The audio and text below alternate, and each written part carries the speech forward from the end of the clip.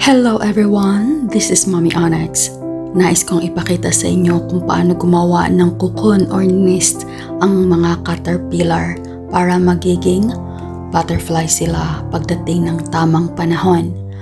Most caterpillars go through a process called diapause, which is similar to hibernation during the winter months. This allows them to conserve energy and survive the cold until more favorable condition return in the spring month. At hindi lahat ng caterpillar ay magiging butterflies. Most of them, they become moth. Kaya let's go! Panoorin na natin kung paano gumawa ng cocoon or nest ang caterpillar. Let's go!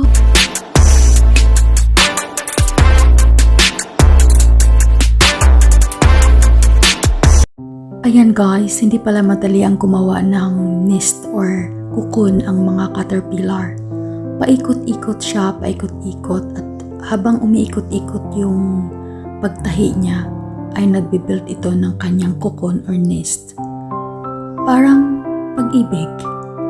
Paikot-ikutin ka lang hanggang sa ma-broken ang trust. Kasi nga, pinaikot-ikot ka lang. Sabi sa'yo, ikaw lang ang mahal pero hindi pala. Kaya nga. Anyways, punta na tuloy tayo sa hugot ng pag-ibig. Dito na lang tayo sa caterpillar para hindi tayo masaktan, diba? O, yan, panoorin na natin, guys.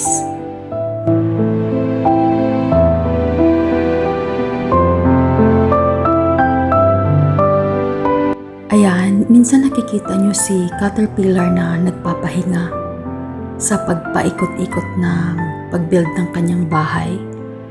Ayan. Kasi nga, parang pag-ibig din yan. Minsan, kailangan nating mag-call off.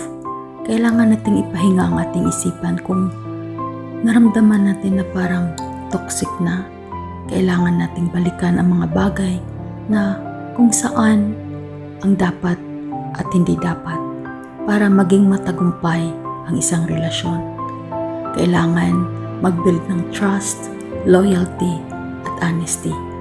Kasi once isa doon ay masira, ang trust ay mabroken na. Magiging bata, mali. Kapag ang trust or tiwala ay masira na, mahirap nang i-build iyon. Parang papel. Pag ini-scrambled mo na yung papel, kahit plantsahin mo man ng plantsahin, mag-iiwan pa rin ng bakas or marka ng kahapon. Kaya, ingatan na huwag masira ang trust. Okay? Kaya sige, pagpatuloy nating panoorin si caterpillar na gumagawa ng kanyang nest or cocoon.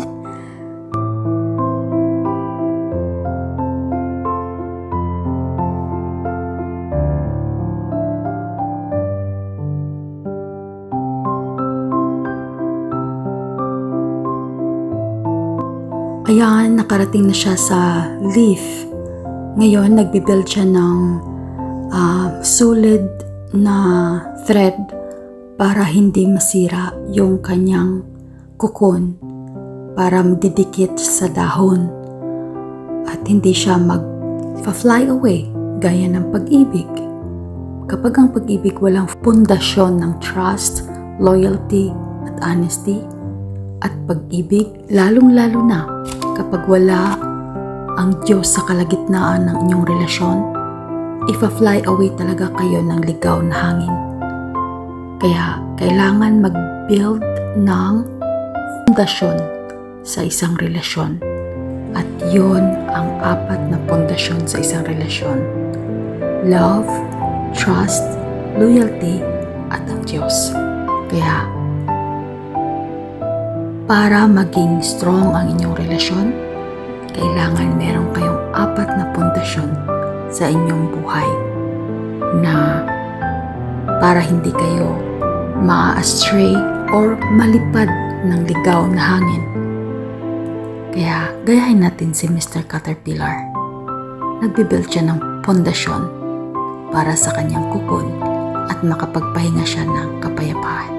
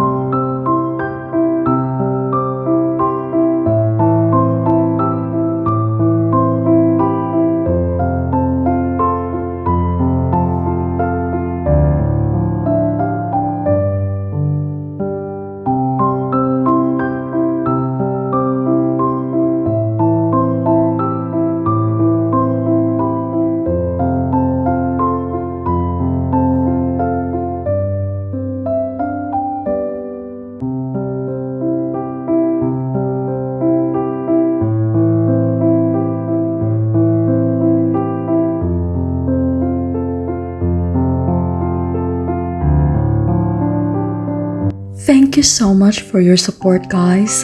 Nakakataba ng puso ang bawat komento na aking nababasa na nagmula sa inyo. Kaya, see you next time around, guys. Thank you so much. Bye-bye.